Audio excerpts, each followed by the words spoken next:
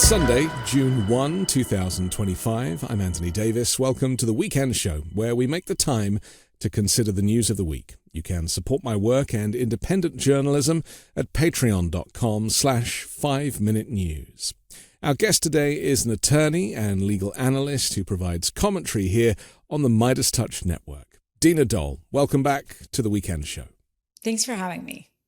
Now, we need your help because I'm not a lawyer. I do my best, but we really need some expertise with a lot of what's happening right now with this rise of authoritarianism in the US, with Donald Trump's kind of lawless executive orders. It's kind of hard to know what is law and what is just an executive order and, what he's effectively getting away with. And so maybe we should start with the tariffs, which have obviously turned world economies upside down. I think he managed to erase $1 trillion in the first week of the announcement. There have been legal challenges to a lot of these policies, and of course the tariffs is one of those. Maybe you can tell us a little bit about the initial case that, wasn't it the International Trade Association or something that put the initial appeal in?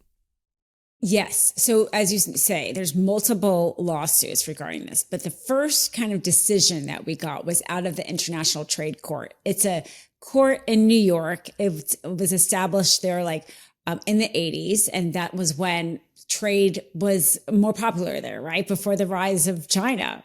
Kind of hard to believe, right? But it's here in Manhattan. It's kind of this nondescript building. And it's a court that, unless you're dealing with duties, you're an importer, exporter, you have nothing to do with this court, which is why if a lot of people haven't heard of it, that's why. But that is the exact place to file a lawsuit like this, because the question really is, did Trump have the power to impose tariffs? Because these companies are saying basically, you didn't have that power to impose it. This was unlawful imposition of the tariff. And the interesting thing about that case, well, it was the panel of judges. One was from Reagan, used to be the chief of the court. That was a long time ago. You had judges from around, from multiple administrations, let's say, on this panel that made the decision.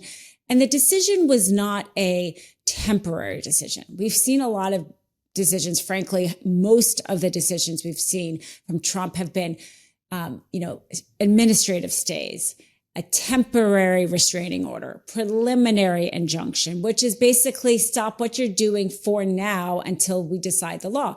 They actually decided the law.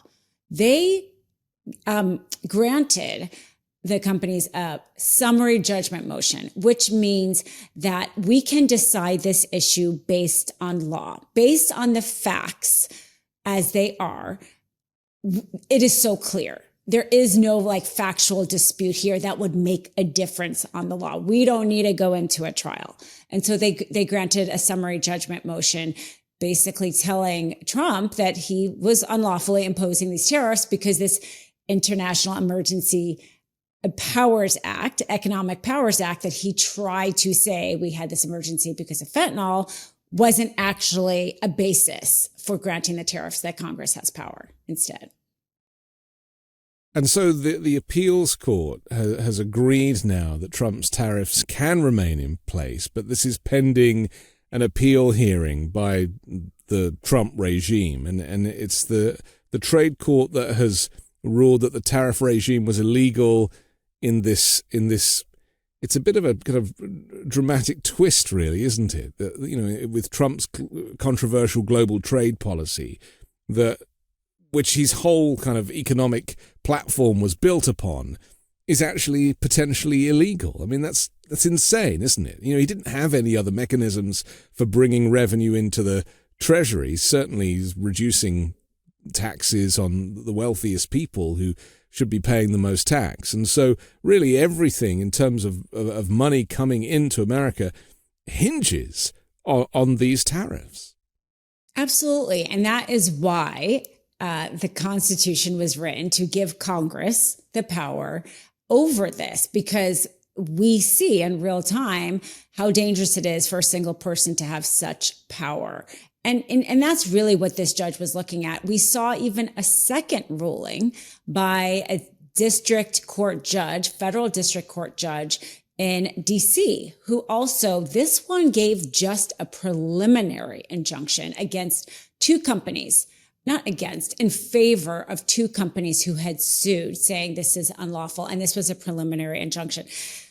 We are going to see a floodgate of lawsuits. And we haven't even talked about the fact that the Koch brothers filed their own lawsuit down in Pensacola, Florida, saying the same thing. Congress has this authority, not the president. We saw all of the state attorneys general get together and file a lawsuit. Those, we are still pending decisions.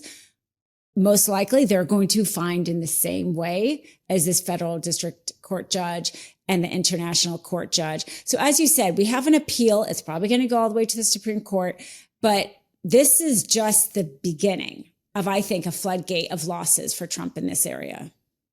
Isn't Canada also suing the Trump regime? This kind of idea that, the closest trading partner sharing a land border, like the fact that Trump is seeking to impose tariffs on them in conversations seems not just ridiculous, but blatantly illegal as well. Mark Carney seems to think that's true also. Well, if Congress did it, right, then it wouldn't be illegal. You don't necessarily have to justify it, let's say. But the fact is that Trump, he reminded me of that Austin Powers, right? When he one day was 200% tariffs, right? That's you just right. have that movie 200% tariffs. Yeah. So you're totally random. Totally random, totally ego, who upsets him, who, compliments him. And yeah, obviously him doing these tariffs against Canada, it's painful for the rest of us to watch, because you're how and why would you do that to our closest friends and allies?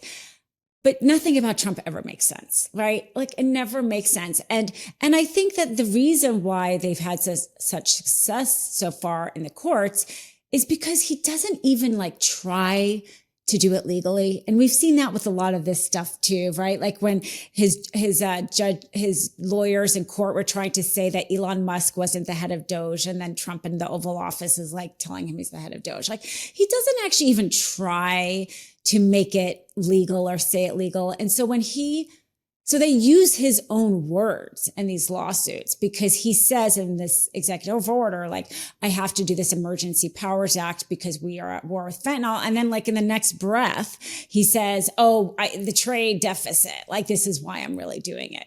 And that's why these are easy wins. And it's also why he's so dangerous to have this much power, because he's just, he's too erratic. Yeah, he's so erratic. Yeah. It's not tied to anything real. Yeah. It really exposes who he is and how he's always lived his life and run his businesses, and I was thinking this when I was reading about all the fraudsters that he's pardoning, and I was thinking, what does that say about him? He's almost admitting his own crimes of fraud over decades by pardoning people for similar crimes. That's the company that he keeps. These are the people that he connects with. And, if I often say if Jeffrey Epstein was still alive, he'd be his best friend. This is just the type of people that he feels comfortable around, and dictators from foreign lands too, of course. You're so right on that. I think that's such a great example of you are the friends that you keep. Yeah. And I think we're seeing this time around him kind of taking his any pretext away, right? With him bringing in the white Afrikaners, on some pretext of a genocide, as he's deporting people or kidnapping people off the streets, right? Or people of color. There's no pretext anymore. Him pardoning the January 6th, him having that conversation with the former head of I just lost the name of their name, but he had the head of the January 6th person, just recently, right? And Mar-a-Lago, he keeps these people very close to him pardoning the fraudsters. Yeah, I don't know if this is a good thing for Americans, because people are seeing him for who he really is, or if this is the most dangerous time because he's not pretending anymore. I don't know what you think. Well, I think that some of his supporters get off on the fact that he's a grifter because it gives them license to grift also. And there's something, he always talks about Al Capone as being someone he looks up to. And that is just proof of how weird he really is. The late, great Al Capone or Hannibal Lecter. I mean, these are people that he reveres, whether they are real people from history or from fiction is kind of irrelevant. But I feel like I'm hoping that there are Americans who maybe voted for him who are starting to see that the whole thing was a confidence trick because he's done nothing for them. And everything that he is doing is for him and his wealthy friends. And I think that is starting to become obvious, even going as far as saying, things are going to be a little bit difficult for a time, but if you're a true patriot, then you'll weather that and, you'll be doing good for your country. I think you're so right. I mean, the fact they're not even trying, again, to explain this in a way to give people some hope and patience, right? You have the Commerce Secretary Ludwig out there saying, if you don't have your only a fraudster is going to care if they miss a security paycheck. He's out there in a talk saying, things have gone up by 10%. Have you noticed? Yes, people have noticed, right? And we are just starting. All of these retailers are talking about how they place holiday orders in May and how it is a drastic reduction in what they are placing. There is going to be less things on the shelves and it's going to get more expensive. We haven't really even barely started that. And he's not really trying to prepare us for it. If anything, they kind of say what's the big deal? Groceries are an old term. I'm like, I'm not sure if this is a winning argument here. I agree that we haven't yet seen the effects of the tariffs. I know that, the port of Los Angeles, one of the largest container ports for imports, is seeing a 35% drop in freight. And that is obviously going to have a knock-on effect once the warehouses and the food stocks and things have been run down. But he's going to have an excuse time and time again. And this is the thing I wanted to talk to you about because, when we talk about the fall of American democracy, some people just can't buy into it. They don't really believe that it's a thing. There is this, I guess it's kind of baked in American exceptionalism or naivety or call it whatever you want, that America will always, maintain its freedom and all of those things that the marketing campaign celebrates. But there's also people, I think, who just don't want to hear it. I don't know about you, but I get accused sometimes of being negative because I'm saying, well, this is it now. We really have lost our democracy and we really are living under authoritarianism. And I try to speak as a realist and as a journalist. I try and take the emotions out of it. But I think emotionally that is very hard for a lot of Americans to handle.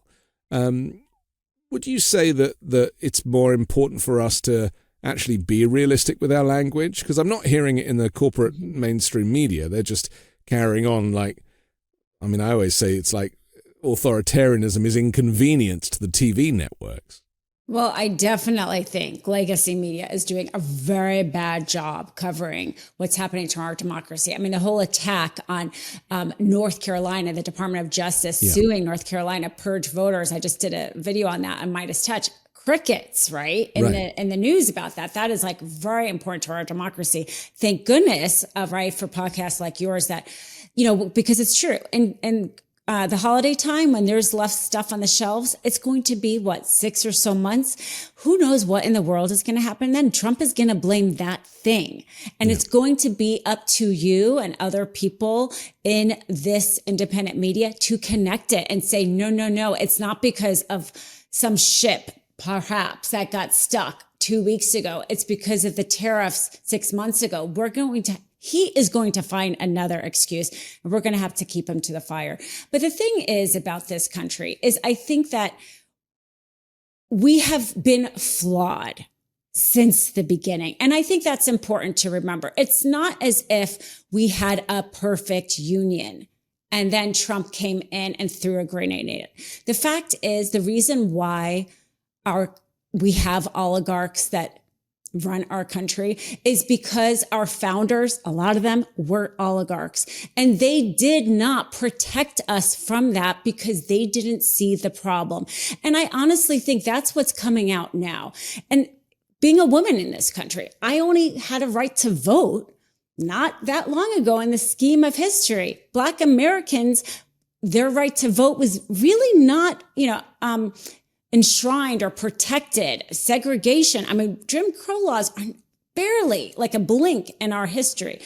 So to say that we had this like perfect thing that is being tarnished by him, I think that we have to accept that we have always been flawed, but have moved toward progress. And this is part of our movement toward progress. Because the fact of the matter is, when Ronald Reagan did his trickle-down economics, this is what we are seeing now. And at the time, there wasn't the outcry of it so much, but this is what we are seeing. And we have, as Americans, I think, given our president like a celebrity status, right? If you think about all of the protections our president has, right? Like he has his limo with his blood in it, and he goes with an ambulance, and they have drones, and like the amount of security. Our Speaker of the House, we saw what happened with Nancy Pelosi's husband, zero protection. The Supreme Court justices maybe have a marshal out front. We're supposed to be co-equal branches of government. I think we have given our president celebrity status. Nixon was pardoned. If he had been convicted, maybe we wouldn't have had Trump. Bush led us into Iraq. Nothing happened to him. So I think that there's a few things that we have to grapple with as Americans. One, we have allowed oligarchs to always control our country. We need to get money out of politics. Two, we have given a lot more deference to our president than countries around the world give to their prime ministers. And we have to really grapple with that. And what do we do? But this is our moment, right? Trump makes it very obvious, I think, the flaws that were already existing. And that's a problem for the Democrats, though, isn't it? Because they can only really offer us going back to the old system, to business as usual. And that system is gone now. I don't think people realize that the changes that Trump is making to the public sector and also to our agencies and USAID and the whole system of governance is basically being deconstructed as was planned in Project 2025. You can't rebuild it. It took hundreds of years, right? Decades and decades to build these institutions in the first place. It's very easy to smash them up and break them down. And so it's kind of left this vacuum of opposition. There isn't really an opposition. We have some factions. We have AOC and Bernie touring the country and getting good crowds, but they haven't created their own political party. And let's not forget, he's an independent.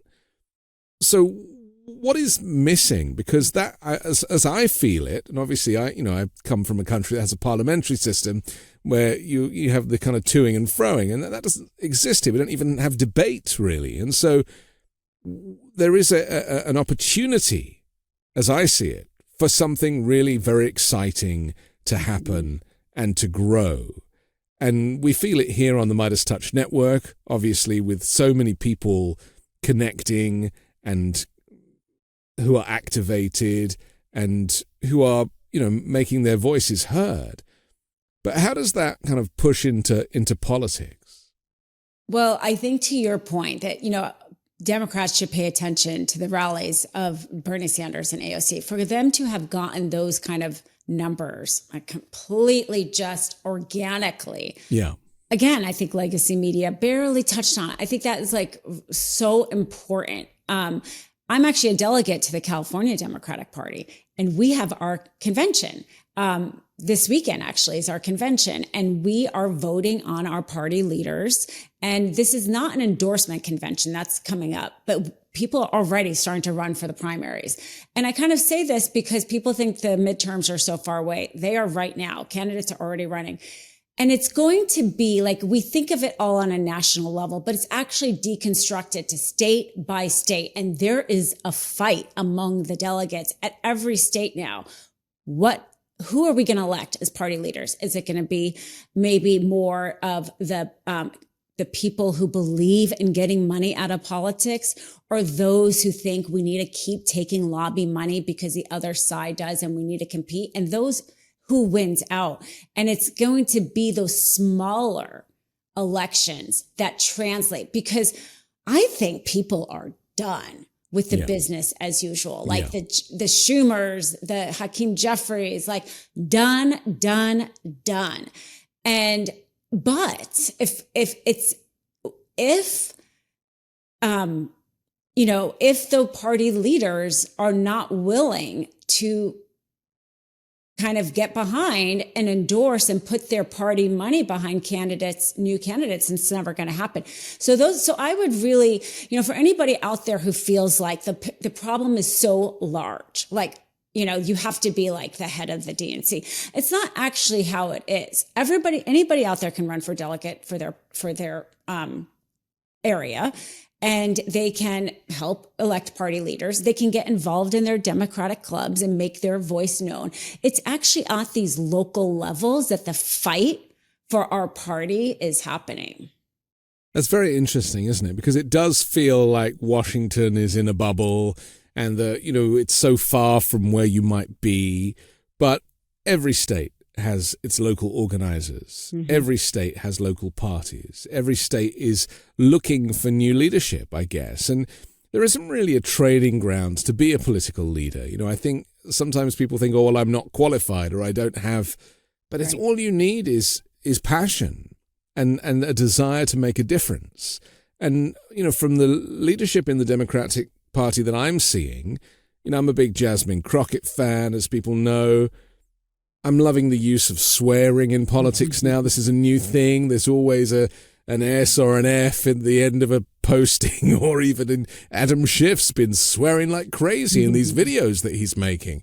And I'm all for that, because it just shows a kind of differential with the old way of doing things versus this kind of explicit place that I think we need to go to. The outrage, it's like Republican outrage is so phony about trans athletes, of which, there are like 11 or something. It's just phony. But Democratic and progressive and pro-democracy outrage is genuine. And I think that is the true difference between the two. Absolutely. And I really, truly have come to believe that the core is getting money out of our politics. Yeah. Canada, I think they do have a government funding amount toward their campaigns. And we need to get to that point. If it just becomes a game of money, this is why nothing in Congress gets done, because a huge majority of Americans will believe something like gun control, and it doesn't ever happen. And it's because these candidates are always running for re-election and they're worried they're not going to get funded. And there's a disconnect. That's the disconnect we're feeling. And we have to be willing to overcome it. But the only way to overcome it is to be willing to elect candidates who do not take lobbying. And so it's up to us as voters to seek that out and see who is and who isn't. At the end of the day, it is up to us as voters. And there's proof that it can be done. AOC doesn't take lobby money and arguably has become, has cut through as one of the most vocal, well-organized and eloquent leaders in the Democratic Party. So much so now that MAGA Republicans are actually claiming that she is the leader of the Democrats because they think that she's unpopular. I think that is a very foolish position to take because they're obviously racist. So they're pushing that narrative in the hope that it somehow silences her. And I think that really is a very naive move. Is she even old enough now? I don't think she was old enough last time around to run for leader or for president. But, this is important. Young, energized people who are not kind of tarnished with a brush of the past. And I think that it's going to be young women of color who might be the savior of the pro-democracy movement. I've had a lot of people say to me, oh, we have to make sure our next presidential candidate is like male, right? Or, they're so worried because of what happened. But to me, I actually think, kind of to your point about people speaking more naturally, I think the only real thing is, does somebody connect with the people? Trump connected with the people. Obviously, we don't like him, but he's a reality star. Like, he knew how to do it. It didn't matter he was qualified, right? Or not. Like, we need to stop checking the boxes. Yes. We need to stop being like, oh, this person it's good because they were a governor, or it's bad because they were a senator, or it's good because they're male, or it's good because they were female, or whatever. It's like, do they resonate? Do they connect? Do they talk like a real person? Yes or no? I actually think, honestly, at the end of the day, we need to start seeing it in that lens. And that's, to your point, AOC, she connects, she resonates. And so if people who say to me, oh my gosh, like, she's too young, or she's too divisive, or she's a female, and who cares? Yeah, who cares? She's breaking through the noise. Yeah. People like listening to her. She connect. I mean, I think, and especially in this day and age where we do have some deconstructed news, you can say, I think that's become more important than ever. Agreed. And arguably, Kamala Harris had a lot of that going for her too. She just had too many handlers. And that kind of restricted her, of what she could and couldn't say. And it became very difficult to be natural in those environments. Listen, we have to take a quick break, but I want to come back and talk about the guardrails that are supposed to kind of protect us from an authoritarian fascist regime that seem to have fallen by the wayside. We'll do that next here on The Weekend Show.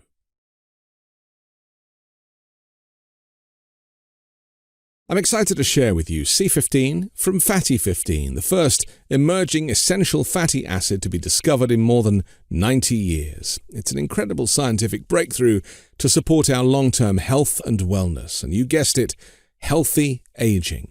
Fatty 15 co-founder Dr. Stephanie Van Watson discovered the benefits of C15 while working with the US Navy. Based on over 100 studies, we now know that C15 strengthens our cells and is a key healthy aging nutrient, which helps to slow biological aging at the cellular level. In fact, when our cells don't have enough C15, they become fragile and age faster. And when our cells age, our bodies age too. This eventually led to studies finding the first new nutritional deficiency in 75 years, called cellular fragility syndrome, caused by a lack of C15. As many as 1 in 3 people worldwide have low C15 levels and cellular fragility syndrome.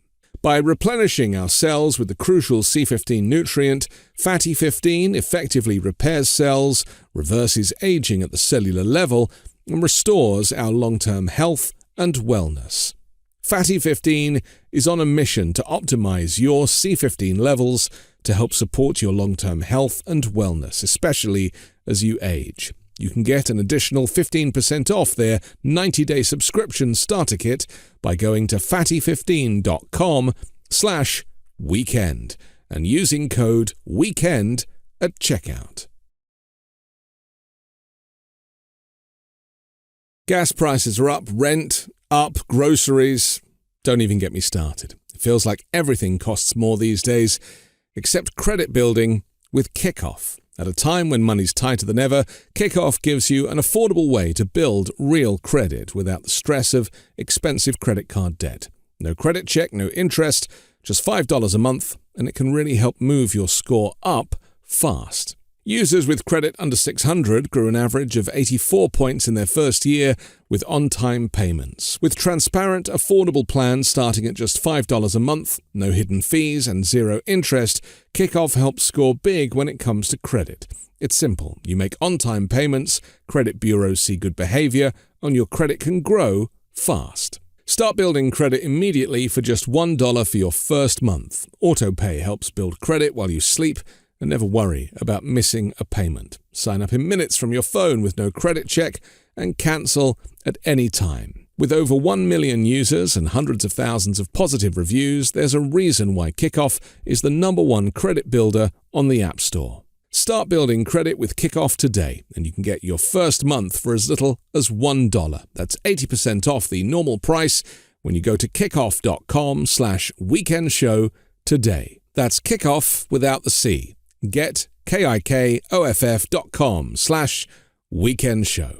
Must sign up via getkickoff.com/weekendshow to activate offer. Offer applies to new Kickoff customers first month only, subject to approval. Offer subject to change. Average first year credit score impact of plus 84 points, Vantage score 3.0 between January 2023 and January 2024 for Kickoff credit account users who started with a score below 600, who paid on time and who had no delinquencies or collections added to their credit profile during the period.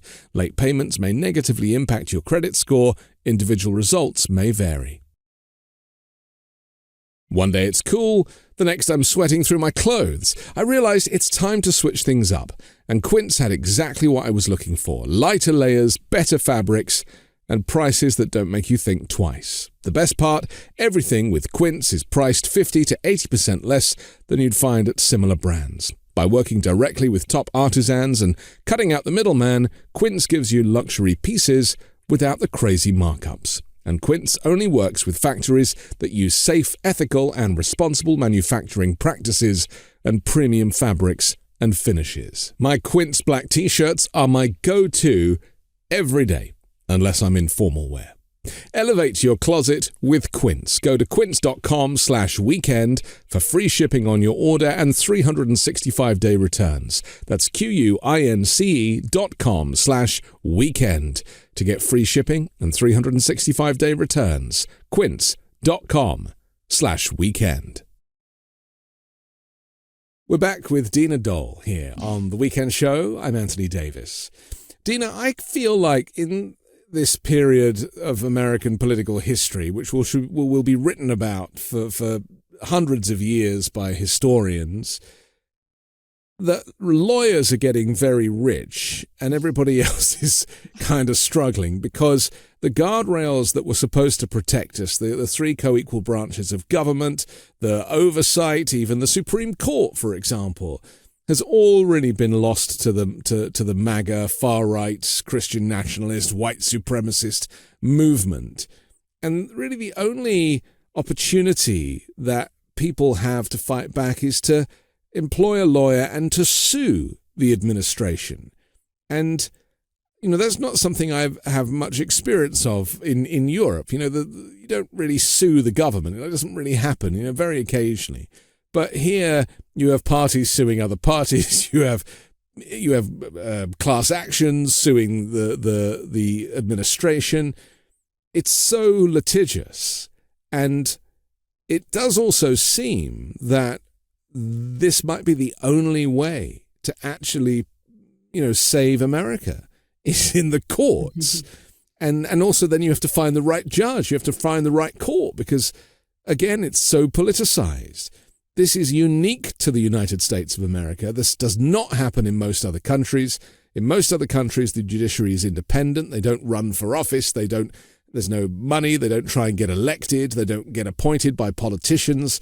None of that happens where I'm from. And yet here, it really is the reason why Donald Trump is able to get away with all of these illegal policies, because he knows that at the end of the day, he's like, throw it to the Supreme Court. They've got my back too. So just answer me this. I'm sorry it was a long question, but I guess I really needed to get it off my chest.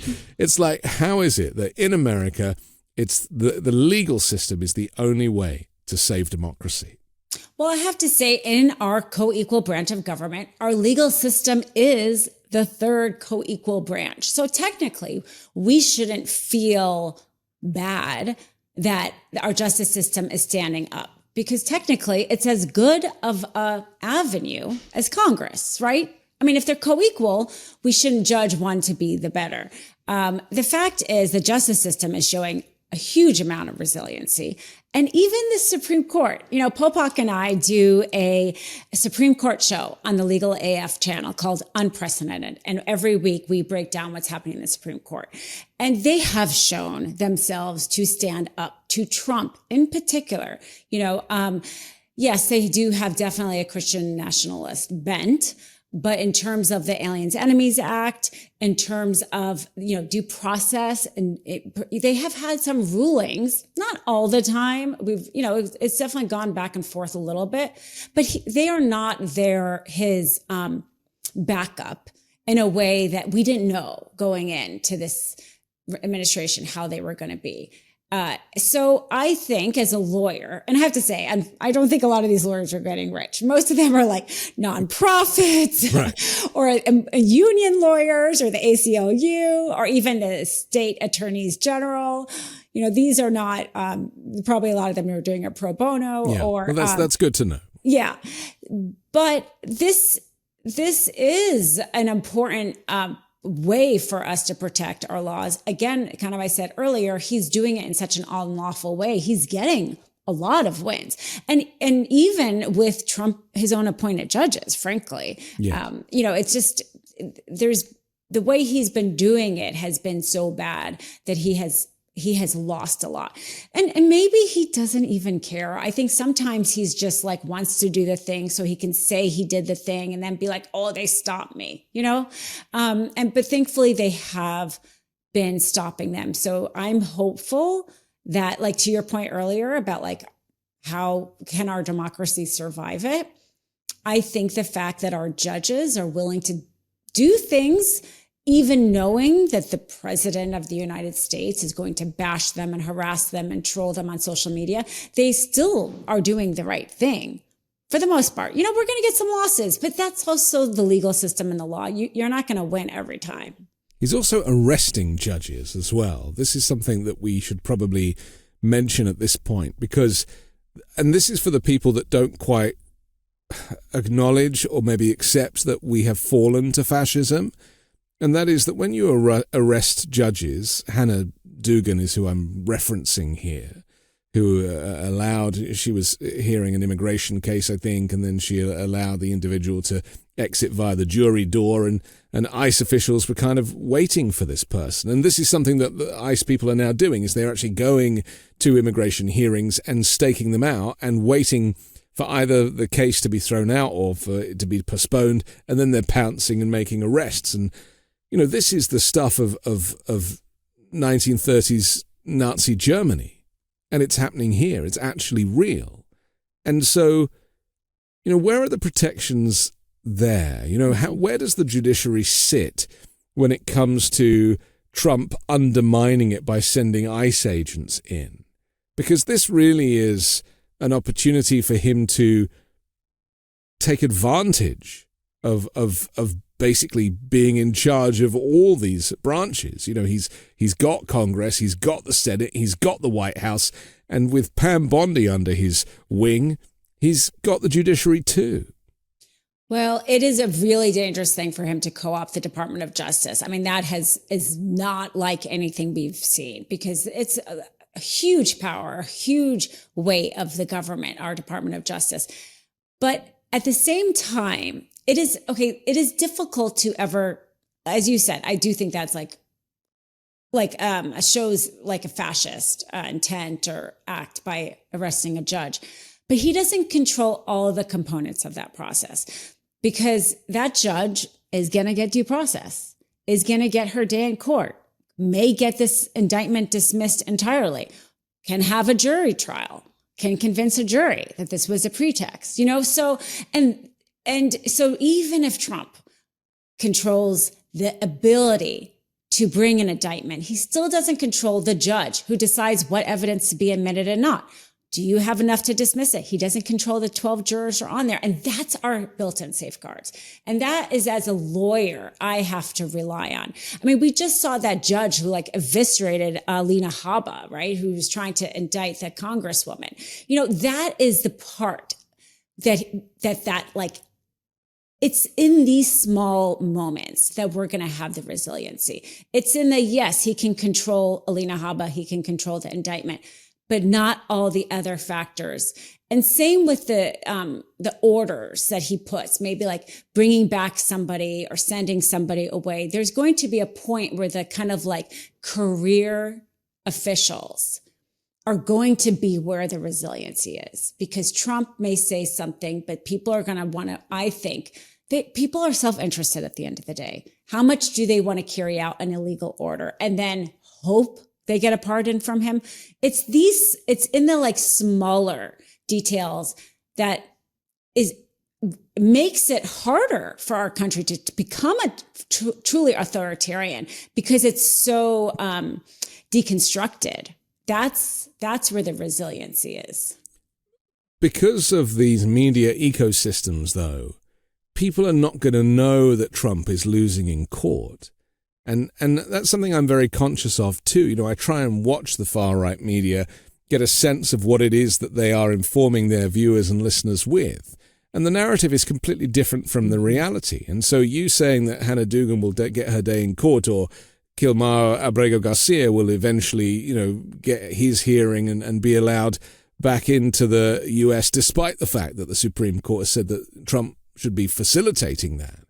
But the people who support Trump are not hearing any of that stuff. They are, it's like they time shift things, or they shorten sentences, totally controlling the narrative, no different to how Putin does in Russia, or how Orban does in Hungary.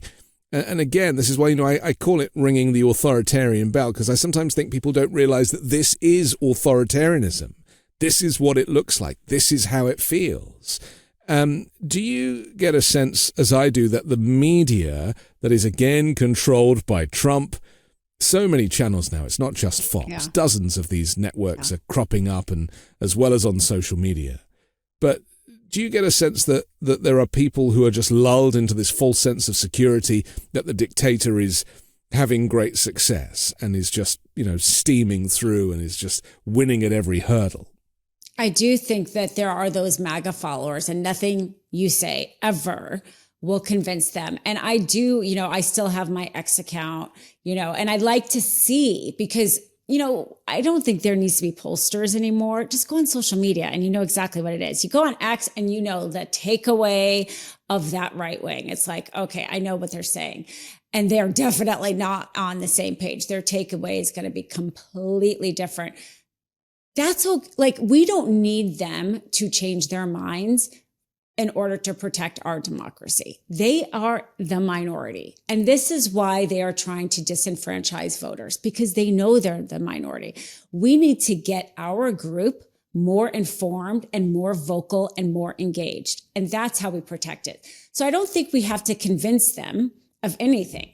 But the voter who maybe doesn't understand that Trump is cutting research to cure cancer, that's the voter that we need to be amplify information to.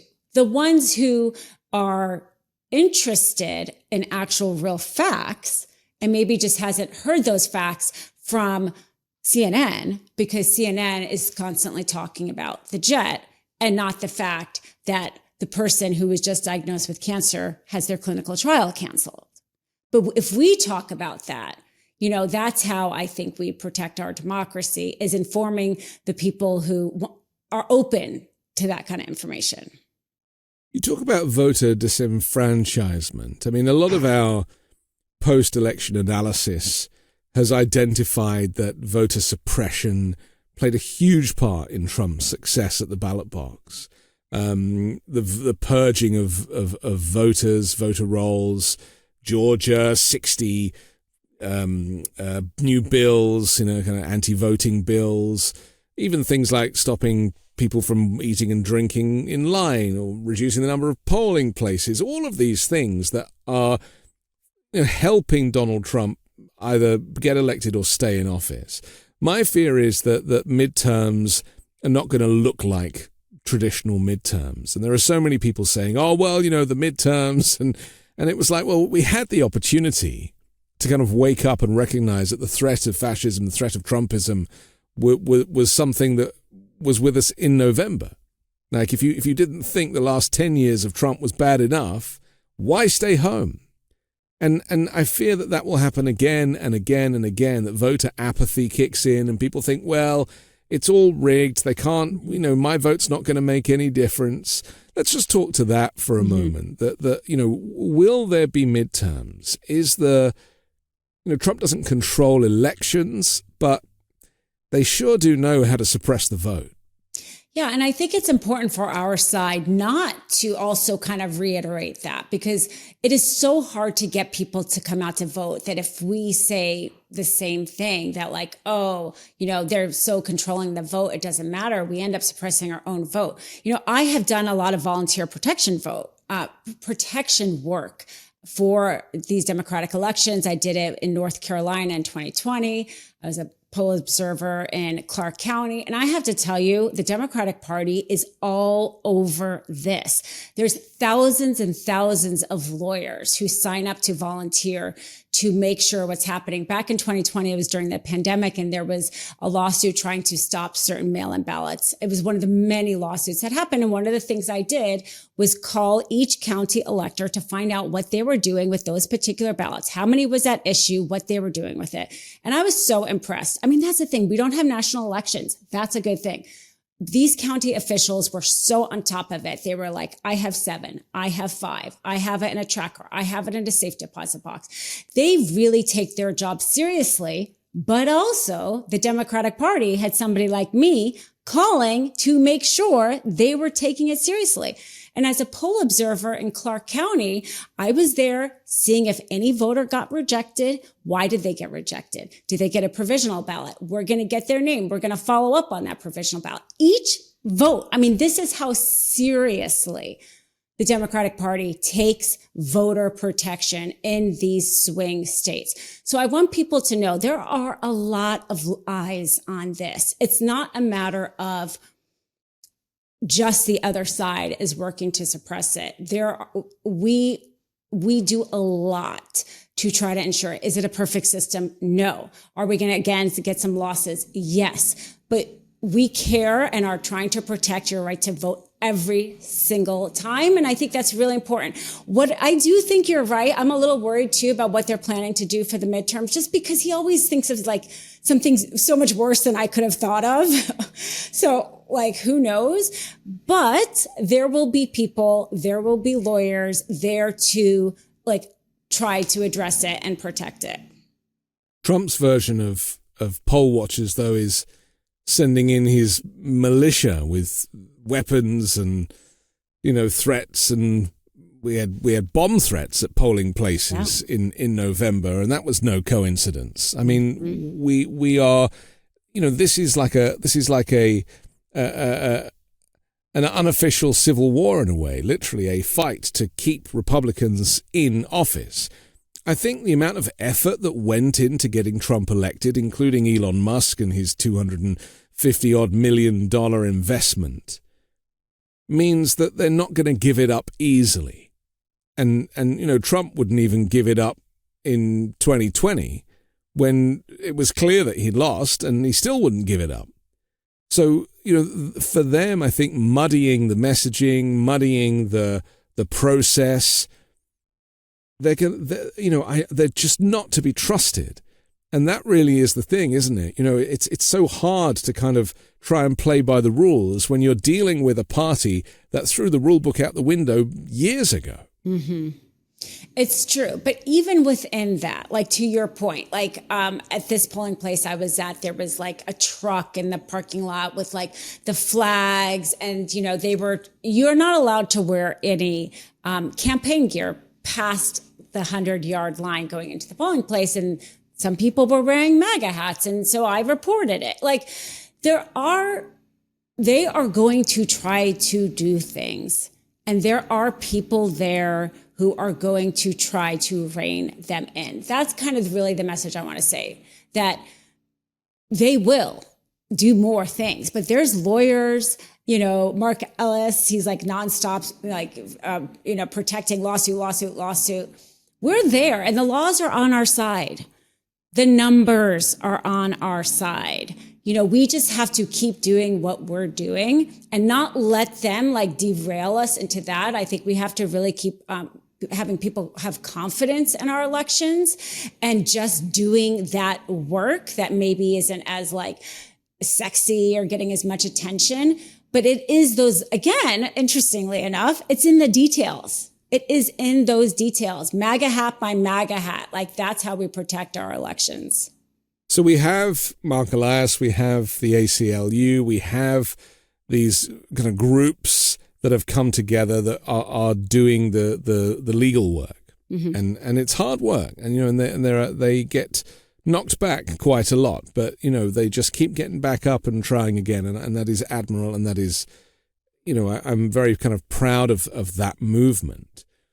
But I also want to kind of look across the board to the cases that Trump is keen to send to the Supreme Court. And maybe we can look at the Supreme Court and the individuals involved, because, it's John Roberts' court, obviously. That there is plenty of evidence that he is possibly on the wrong side of history, that his soul is sold to who? The Federalist Society, the Heritage Foundation. I mean, these people are very much involved with these lobby groups that have strong, not just political, but religious leanings as well, or certainly in the name of religion. I don't know whether there's any reality to that. So let's just look at the cast of characters that Trump feels are going to bail him out. Clarence Thomas is an interesting character, isn't he? Because, his wife is an alleged insurrectionist. Yeah. She herself, Ginny Thomas, was there on January 6th at the U.S. Capitol and has kind of refused to really give evidence or take part in the January 6th investigation. Clearly, she knows too much. And he's obviously taken all of these bribes from Harlan Crow. We've read about all that stuff. And it's deceptive with Clarence Thomas because he's a black man. And so you would think that he would, be a little more progressive in some ways, but actually he's far more conservative than the white people on the court. Absolutely. Like I said, we talk about the Supreme Court all the time. I mean, Alito and Thomas are probably for sure, the most conservative. You always know how they're going to rule. And that latest Aliens Enemy Act was 7-2. Thomas and Alito were there. Chief Justice Roberts, I have to say, is not the worst person on the court. I mean, he's for sure a Heritage Foundation pick, but he has made some rulings. As Chief Justice, he knows that he has to protect the court, and he has made some decisions that have, like Obamacare, right? He voted to save it. I do not know if he personally had believed in the law of saving it, but they had just done Bush v. Gore, handing the election to Bush. He realized, they just done Citizens United. That was the one. They just done Citizens United. He realized he had to have a little give and take. Also, he was the one, we think, who just allowed for the tie. With that court, the decision that just came out, there was they were going to fund a Christian charter school out of taxpayer dollars. And it was a 4-4 tie. And he really was the tiebreaker. Not the tiebreaker, the one that allowed for the tie. And I believe because he doesn't want to take it so far to break the court. So if I had my cast of characters of villains, he's not actually on the top. Justice Thomas and Alito, so predictable. Kavanaugh doesn't seem to have any overriding legal philosophy. He kind of states' rights when he cares, federalist rights when he cares. He just wants the outcome he wants. Gorsuch sometimes can have a little bit more consistency with his rulings. At least he did protect sexual harassment in the workplace. He thought included people that were gay, and that was so sometimes he could be a little bit outside the box. And Justice Amy Coney Barrett is certainly showing herself to be more of a swing vote. She's become the wild card, hasn't she? Yeah, she's become the wild card. So that would be how I would place them. And one thing, since we're talking about the Supreme Court, and this is maybe a little bit of a controversial view, but because I've looked at the Supreme Court so much, everyone likes to blame the Supreme Court for giving Trump immunity. But the fact is, they didn't give him absolute immunity on everything. They gave him absolute immunity on Article 2 powers, which frankly, the two lawyers who argued in front of the oral in the oral argument in front of the Supreme Court, both agreed that he should have Article 2 immunity. They gave him what you would call qualified immunity on the rest of the presidential actions.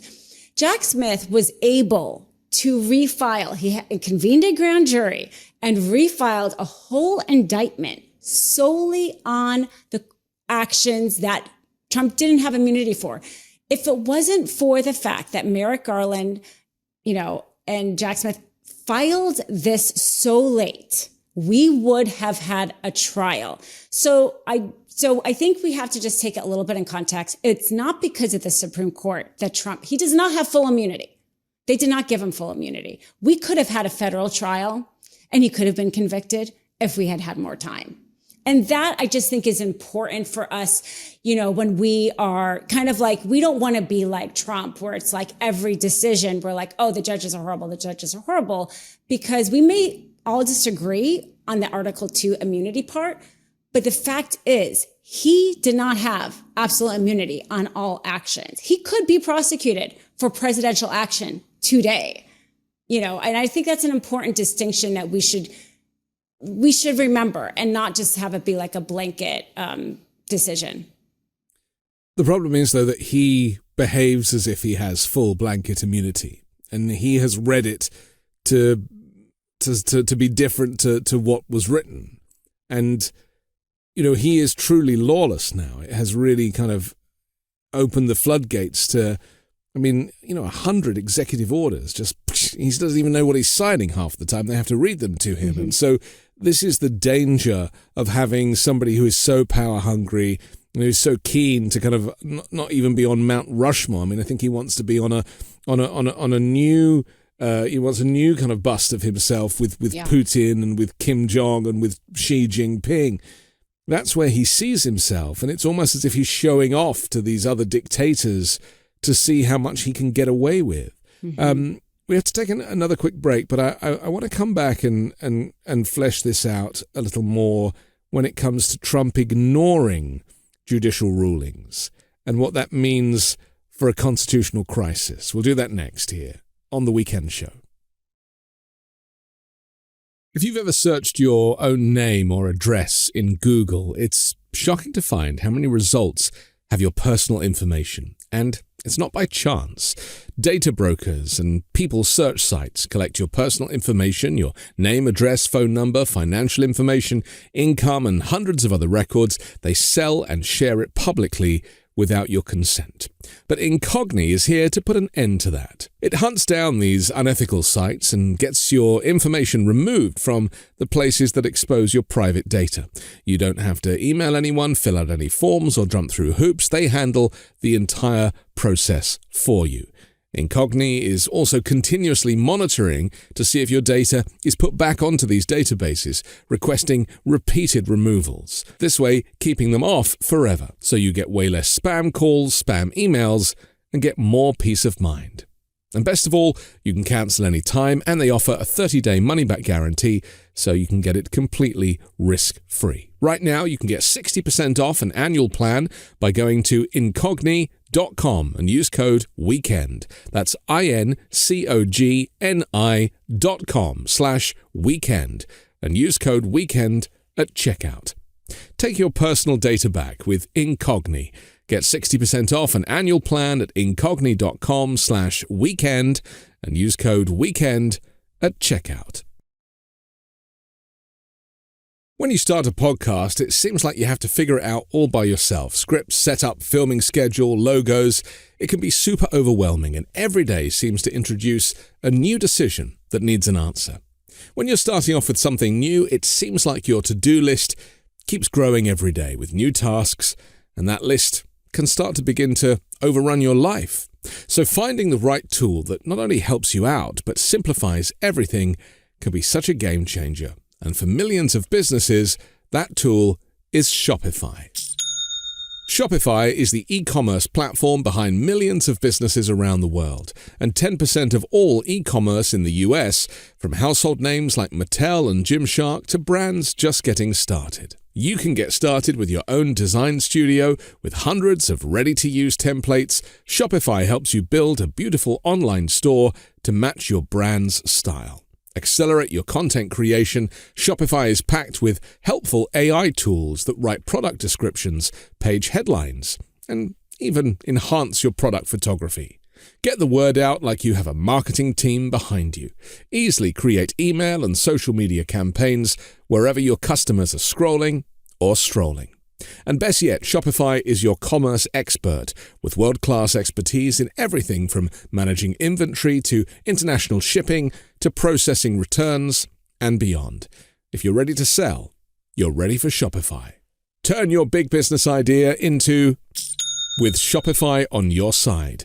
Sign up for your $1 per month trial and start selling today at shopify.com/weekend. Go to shopify.com/weekend. Shopify.com/weekend. Welcome back to The Weekend Show. I'm Anthony Davis. We're joined by Dina Doll. Dina, the phrase constitutional crisis gets bandied around. Many legal scholars have said that we have passed that point now. It's the point at which, and correct me if I'm wrong, but the point at which the executive ignores judicial rulings puts us into that constitutional crisis. And there's a few variables, I presume, but how do you see it? Do you feel like we have kind of crossed that line already? I think that once the Supreme Court made their decisions and then Trump decided not to follow the lower courts, that to me was when we got into a constitutional crisis. I do think that's the right description for it. And as a result, these judges are either, thinking about opening up criminal contempt proceedings into the officials who violated his order, because it's not Trump, it's the actual official, right, who let the plane go or, didn't carry out what they were supposed to carry out. So I think it's important to always distinguish between what Trump says in public and what they are doing in court. Just like how we want his followers to do, right? Don't pay attention to what he says about the tariffs. Pay attention to what's actually on the grocery store. Right. And I think for us, we need to do the same thing. If he's in the Oval Office and says, these judges are awful, I'm going to impeach them, I'm not going to follow them, but yet in court, they do follow it and they don't actually try to impeach him, then that's what's important. Like, we also have to, I think, block out some of his noise. And so on the one hand, it's like unprecedented to have 3 different judges want to start a criminal contempt proceeding because of violating of orders. But the fact is we have, that they're just starting that process. That's going to be a little bit of a lengthy process because they get due process. We have to see how that plays out, right? And if the officials come in like they're supposed to come in and they sit for witness testimony like they're supposed to sit for witness testimony, and all of that plays out, then the crisis isn't quite maybe what we thought. But if they get to a point where they're like, oh no, like we're not even going to listen to that judge, we're not going to testify, we're not going to file the affidavit, we're not going to give you that information, then that becomes, I think, more of a crisis. So I think it's almost like TBD. Watch what happens in court rather than what he says. And we're going to see how bad this is, or how much of it is just talk and they end up doing what the judges tell them to do. The other problem, though, is it's not just him, is it? I mean, arguably Trump is 50% of the time checked out. He's either golfing or he's holding dinners at Mar-a-Lago and, having others curry favor by paying top dollar to come and join him. And I mean, he really is on his own trajectory as a kind of wannabe dictator. And I'm sure if you were to, no one's really done it yet, but if you were to kind of actually put that dictator concept in front of him, I think he'd probably be quite proud of it. It's not something he would want to distance himself from. But the other people that are facilitating a lot of this far right white supremacist policy, Stephen Miller, for example, who is his kind of effectively his policy maker, who kind of is with him all the time and is whispering in his ear. We've seen Stephen Miller come out a few times. Is he a lawyer or not? I can't remember. I think he claims to be in infomercials. I'm not sure if he actually is, but he comes out and he tries to rewrite the law in front of the cameras and kind of make points that I've heard from people like yourself and Popok just simply not, it's just not true. But again, their messaging is so good. They really are well organized, well messaged. They know how to do this stuff, something that the Democrats are not particularly good at. And consequently, it cuts through. And if you say it enough times, as we know, it just kind of becomes part of the rhetoric. Oh, absolutely. I mean, the number of times that like J.D. Vance and Trump and Stephen Miller and Elon Musk were like, that one judge shouldn't have so much power. We need to get rid of him. Like they couldn't tell him to stop with the bombs. But when that issue just came in front of the Supreme Court, and it did, it was really the central argument with the birthright citizenship case. Those lawyers and the Supreme Court justices were not talking about it in any kind of an alarmist way like that at all. And you see that disconnect, right, between how they talk about it versus like the reality, again, in court. And yeah, I mean, that's why, thank goodness, MeidasTouch is growing, because you need the opposite echo chamber. You're never going to stop that echo chamber. The people on X are always going to talk to the people on X. But maybe if they just talk to each other, it's okay. Right. What do you think? Yeah. It's hard to cut through. And, people write comments on my videos all the time, and they're like, well, yeah, this is all well and good, but, are the right people hearing it? And I work on the assumption that you can only do your best. You can only be on transmit. And in the process of being on transmit, you'll hope that there is some crosstalk, because that is ultimately, it kind of pollinates and generates people to ask more questions. But, if anything were to happen to Trump, God forbid, J.D. Vance is actually far more extreme and has far more, I would say, consistent views. Trump doesn't really have any views at all. I mean, the guy's an entertainer and a populist. But J.D. Vance, who only a decade ago was a kind of atheist Trump hater, is suddenly a kind of Catholic Trump lover. He is prepared to throw all of his principles out of the window and just go for extreme and absolute power. And with Peter Thiel, his kind of mentor, and some of these other kind of terrifying broligarch characters around him, these are the ones that I think people need to be more worried about. Trump is the Trojan horse, the clown, the useful idiot. But Vance and Miller, and certainly these kind of very wealthy individuals and people like Kevin Roberts, they're the ones who are probably more likely to have a far more acute authoritarian regime if Trump wasn't able to maintain his role. I mean, I think you're so right. Trump is the one who's got, again, the reality TV star ability to convince people of anything, but he's backed by very serious donors, very extremist people. When J.D. Vance did his vice presidential debate, I was like, okay, now I'm scared because he sounds so normal, and he's not normal. And that's worse than Trump, who kind of doesn't try to sound normal. But then, since then, I think J.D. Vance has shown himself to be like a horrible candidate. He's really bad. And there's something, I think the saving grace for our country is the fact of Trump is old. If he were 50, I would be like, okay, this is a really scary situation. But at some point, he's going to age out of his ability to do this and even want to probably do this. And I don't see the person who's got the it factor, because again, this is what I think, like it or not, this is what you need in order to win a national election. And I don't see a Republican waiting in the wings who has that it factor. I think we have more it factors, like you said, with Jasmine Crockett, with AOC. We have, I think, a little bit more of the it factor. And so I have been happy to see J.D. Vance just stumble and stumble and stumble. He's just almost the worst candidate that you could see. But he did make that very scary speech at the Munich Security Conference, where he was basically telling the Europeans to be more embracing of far-right parties, like the AfD, for example. And I mean, his xenophobia and his white supremacy, despite his marriage, is so acute. He really is not hiding it.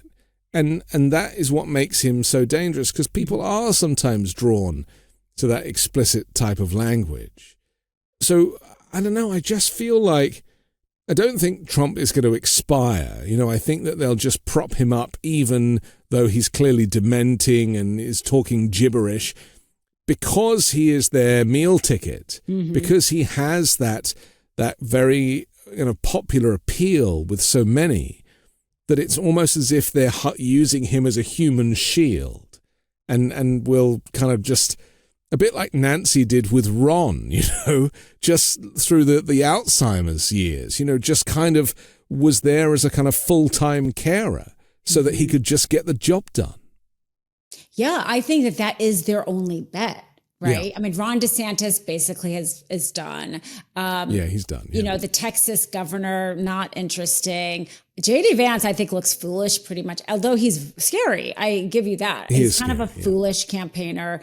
There's nobody out there who I see yet who can really be, who could take over that ability to convince people like Trump. But you're right. I mean, I think that's why some of this is going to be like, how does he age? I mean, we know the reality of aging is a reality. He's not young. Yeah. It feels like a lifetime, and it will be a lifetime for him too, right? 2028. Yeah. But he's got so much done in 4 or 5 months of this presidency. And if you were to take that trajectory and apply the number of policies that he's just done in this first few months to the next 4 years, that is an awful lot of damage done. That is an awful lot of minority groups who are purged from society.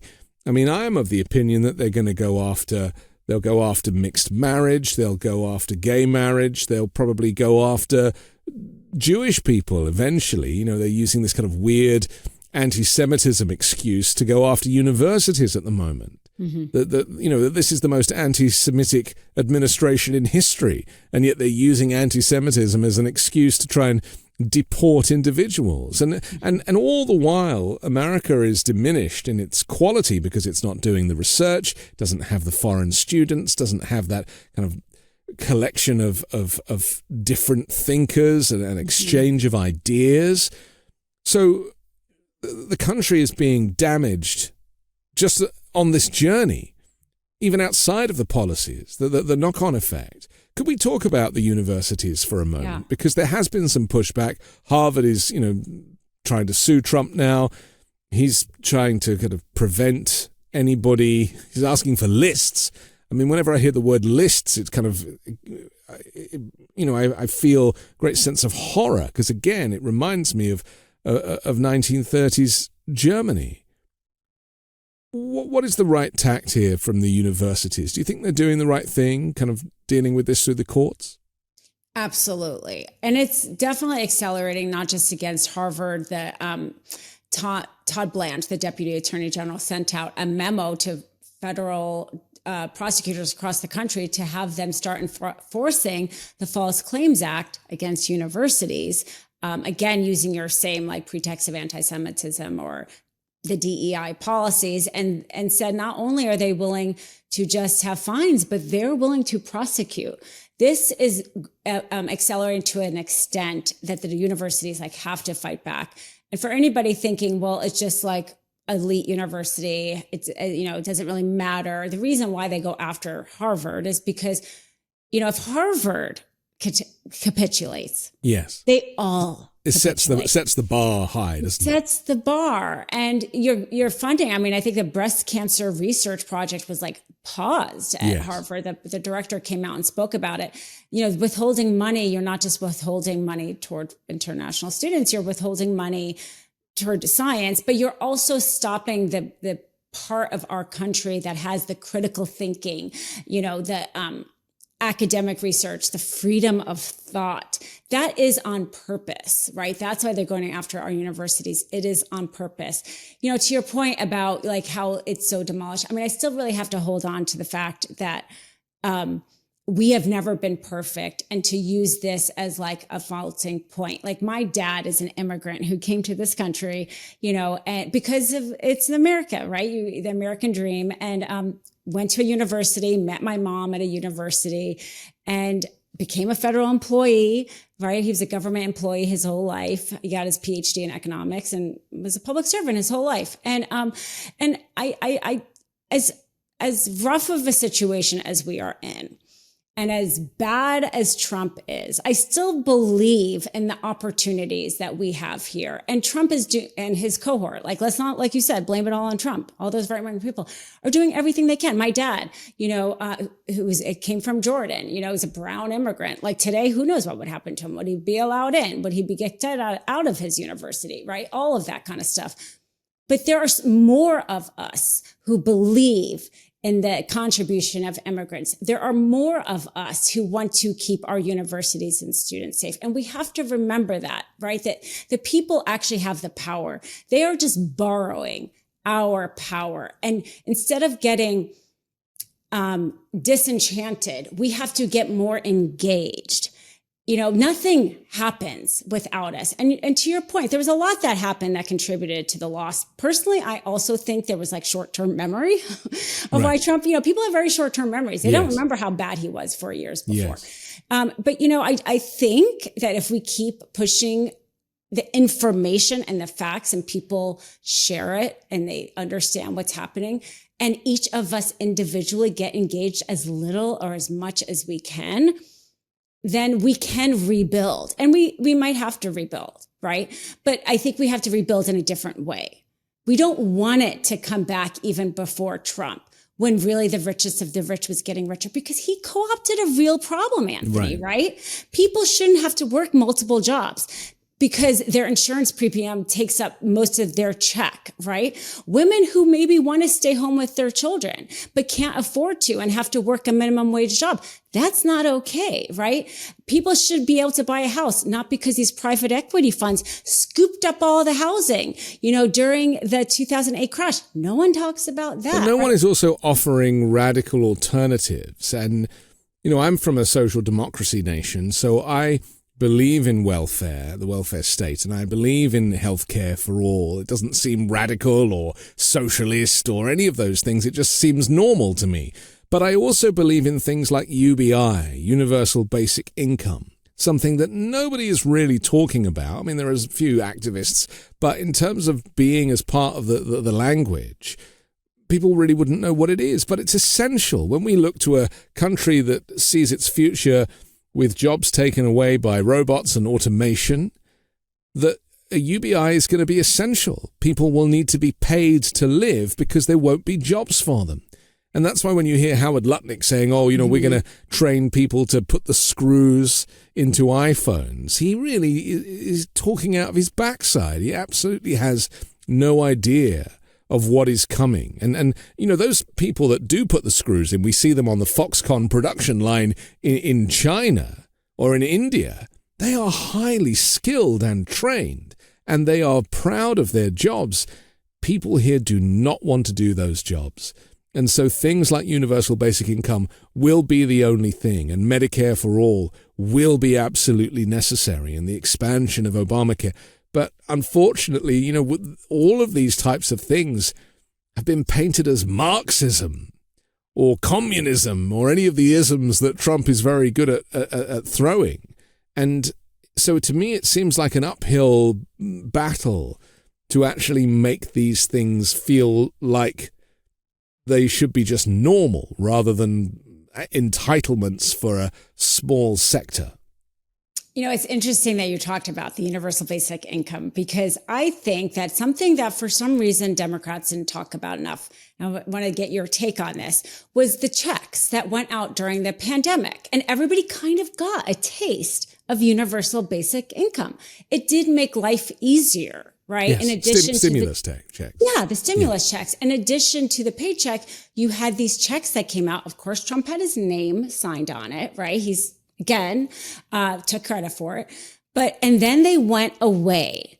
And people felt that. And so I think a large part of why people were saying toward the end of Biden of like, I do not feel like the growth of this economy is you just took away people's basic checks. And we never talked about that. Like, it's like you're like walking and then you take away $1,000 or whatever. And like, they're not going to notice. Like, of course they're going to feel bad. And I think that even though, yes, that probably contributed to an inflation. And so we have to figure this out. I think the fact that people, I think, needed that and it helped them. And we can't just give them nothing in return. And maybe our capitalism does it a little bit differently. Maybe, again, we raise the minimum wage or we do something else, but we have to do something like that. And like, as a mom, like I took time off. I think I mentioned in the beginning, to stay with my kids. And I feel like it was a privilege that every parent should have, a mother or father. And when we talk so much, again, the Democrats talk a lot about childcare and paying for childcare. But what about if that mom doesn't want, like some mom might want a career, but some mom might not want to go to Walmart and pay a childcare. They might want to stay with their homes. And we don't talk about that as Democrats either. Like, to your point, like, let's make it easier for people to live. And I think we saw with those stimulus checks that people need something like that. And we just acted like it was fine when it went away. And I think instead it really, people noticed it and we're not like filling that gap that was left. I often use maternity pay as a kind of an example of where America sits around the world for these types of things. Interestingly, Bulgaria, I think, offers one of the most generous maternity leave policies. You get like 58 weeks of paid leave at a 90% salary. And Canada does 16 weeks of paid leave at 49%. And Germany does 14 weeks paid leave at 100%. But the United States has no statutory minimum for paid maternity leave, and many companies offer unpaid leave instead. And I mean, it's not complicated. Mm-hmm. And in fact, in the UK, where I'm from, they will give paternity leave as well. That if mum is off and maybe gets, almost, I think 9-10 months of maternity leave, then dad should be entitled to a few months too of paid leave.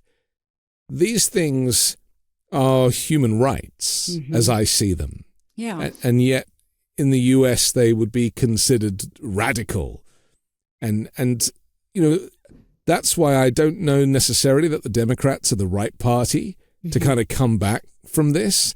And maybe it requires a new party that doesn't brand itself as socialist, but brands itself as truly inclusive. And I just feel there are enough people who didn't vote for Donald Trump. The majority, we should remind everybody, 330 million Americans, 70-odd million people voted for Trump. That leaves a large swathe of potential voters who really care about inclusivity, diversity, equity, maternity, mm-hmm. rights, civil rights, human rights, and gay rights, women's rights. I mean, it should be the party of rights that mm-hmm. beats Donald Trump. Mm-hmm. Absolutely. And I do think you're right. The Democrats, the business as usual is not going to work. I think personally, getting money out of politics is the only way to really change that. Yeah. Voting for candidates who don't take PAC money, lobby money is the way to do that. And I do, again, kind of let's get back to it. Like, this is up to you, voter. See who you can vote for in your local elections too, because honestly, the more state legislatures that win that are not taking money, people pay attention to these things. It's a fear. I can't win if I don't do X. But if you start seeing people outside the box winning, it creates a momentum. And so I think it's important for us to pay attention to all of our local races and put our values there too, and vote for the people who are really speaking to that. Okay, very well said. We have to finish, but for now, Dina Doll, thank you for joining the Weekend Show. Oh, I had so much fun. I feel like I could keep talking to you forever. Lots of important things to talk about. We will definitely do it again. I'm Anthony Davis. Don't forget to support me and independent journalism at patreon.com/5 Minute News or by joining the 5 Minute News YouTube channel. And I'll come back next Sunday with a brand new special guest and more factual news to discuss on the 5 Minute News Weekend Show with MeidasTouch.